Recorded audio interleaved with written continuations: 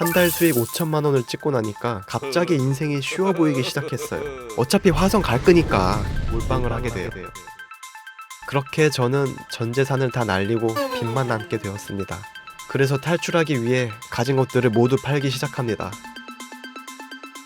제가 정말 아끼던 저의 첫 차였던 BMW 4컨버를 헤이 딜러에 보내게 됩니다.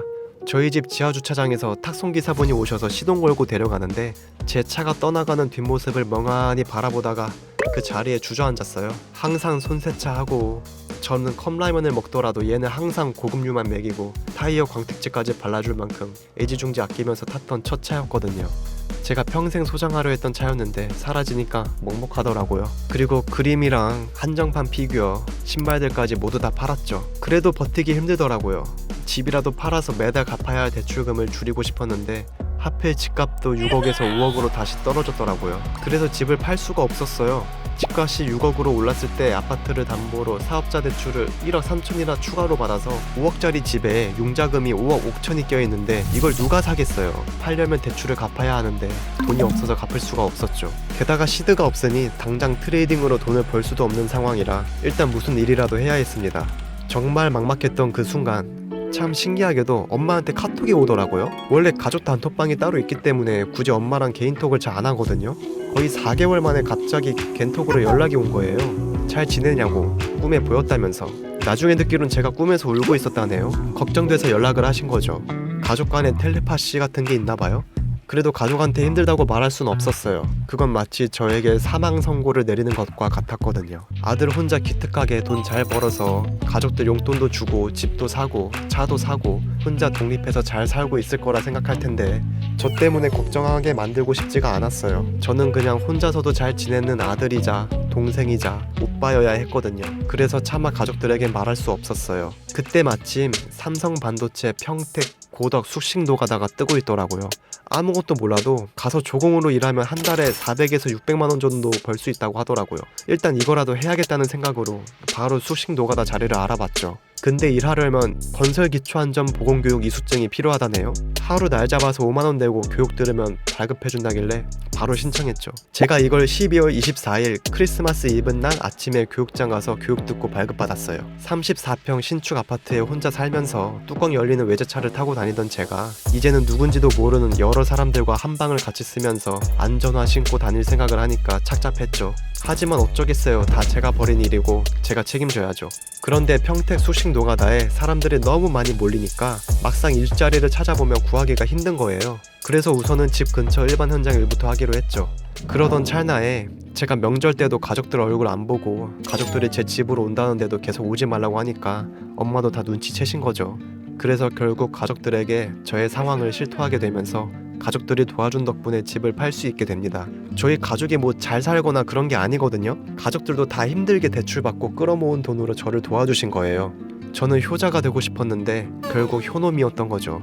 집 내놓은 지 얼마 안 지나서 운 좋게 매수자가 나타나 바로 계약서를 작성하고 이사 준비를 합니다. 집을 팔고 강릉 월세집으로 이사를 가서 유배당한 것 마냥 혼자 조용히 살아요. 강릉에서 속세와 단절된 느낌으로 그동안 못 읽은 책들도 읽으면서 다시 멘탈도 추스리고 마음을 가다듬었어요. 한편으로는 고민도 많이 했죠. 내가 지금까지 번 것은 다 운이었나? 내 트레이딩 방법이 잘못된 건가? 이 일을 계속 해야 되는 게 맞나? 지금이라도 다른 일을 알아봐야 하나? 나는 이게 적성에 맞다고 생각했는데 정말 지금까지 다 그냥 헛된 시간 낭비였던 걸까? 6개월간 강릉 바다 근처에 살면서 매일 해변 산책도 하고 서울에 있는 친구들도 놀러와서 같이 놀고 나름 많은 추억을 쌓으며 지냈습니다. 비록 돈은 없었지만 그래도 행복하게 잘 지낼 수 있더라고요. 결국 행복은 마음가짐에 달린 거잖아요. 제가 좋아하는 글 중에 하나인데요. 죽어도 행복을 포기하지 마라라는 글이 있어요. 산 꼭대기에 오르면 행복할 거라 생각하지만 정상에 오른다고 행복한 건 아니다. 어느 지점에 도착하면 모든 사람이 행복해지는 그런 곳은 없다. 같은 곳에 있어도 행복한 사람이 있고 불행한 사람이 있다. 같은 일을 해도 즐거운 사람이 있고 불행한 사람이 있다. 같은 음식을 먹지만 기분이 좋은 사람과 기분 나쁜 사람이 있다.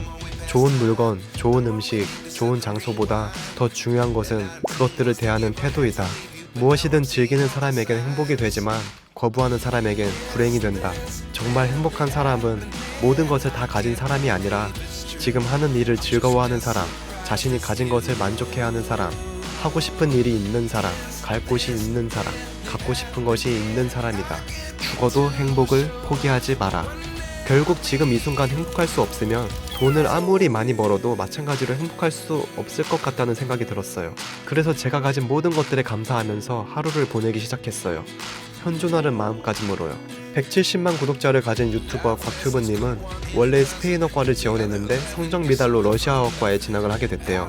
그래서 아제르바이잔 대사관에서 일을 하며 유튜브를 시작하게 되는데 그게 잘 안 돼서 접으려는 순간 아제르바이잔에 방문한 빠니보틀님을 만나 합방을 하게 되면서 그때부터 유튜브 떡상이 시작됩니다. 만약 곽튜브님이 처음에 원했던 스페인어과에 붙었으면 과연 아제르바이잔 대사관에서 일을 하며 빠니보틀님을 만날 수 있었을까요? 그때 당시엔 원하던 결과를 얻지 못한 거라 낙심했을 수 있지만 나중에 돌이켜보니 그게 오히려 유튜브 떡상처럼 원하는 결과를 얻게 해주기 위한 하나의 필연이었던 거죠.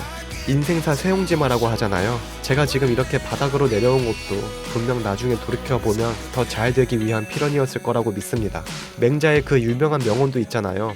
하늘이 사람에게 커다란 임무를 내려주려 할 때는 반드시 우선 그 마음의 뜻을 어지럽히고 뼈와 살을 피로하게 하며 육체를 굶주리게 하여 몸을 궁지로 몰아 이를 행함에 있어 수많은 장애를 부여한다. 저를 죽이지 못하는 고통은 저를 더욱 강하게 만들 뿐이죠. 그리고 지금은 다시 서울의 한 사무실로 돌아왔습니다. MJ's in town! 내가 제일 잘할 수 있는 게 뭘까? 아무리 생각해봐도 지금까지 쌓아온 경험이 있는데 선물 트레이딩밖에 떠오르지 않더라고요.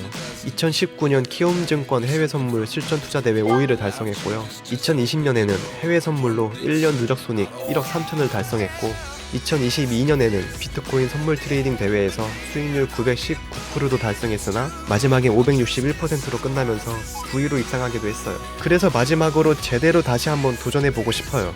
내가 코인 선물 트레이딩 고수다 라는 취지로 유튜브를 시작하는 게 아니에요. 그냥 이런 삶을 살아온 저라는 사람이 앞으로 코인 선물 트레이딩을 하면서 과연 다시 올라갈 수 있을지, 하나의 성공기 드라마가 만들어질지 저 스스로 유튜브에 기록을 남겨두고 싶기도 하고요. 한편으로는 제가 남긴 이러한 영상들이 다른 누군가에겐 공감이 될 수 있고 재미있을 수 있고 도움될 수도 있잖아요.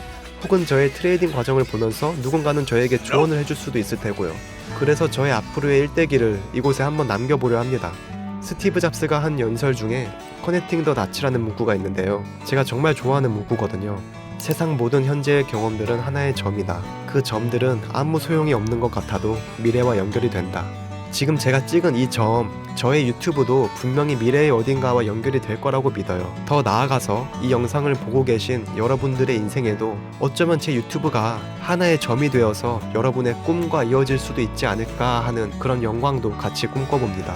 지금까지 긴 제 이야기 끝까지 들어주셔서 진심으로 감사드리고요. 2024년 새해에는 항상 행복하고 좋은 일만 가득하시길 바라겠습니다. 그럼 다음 영상에서 뵙겠습니다. 감사합니다.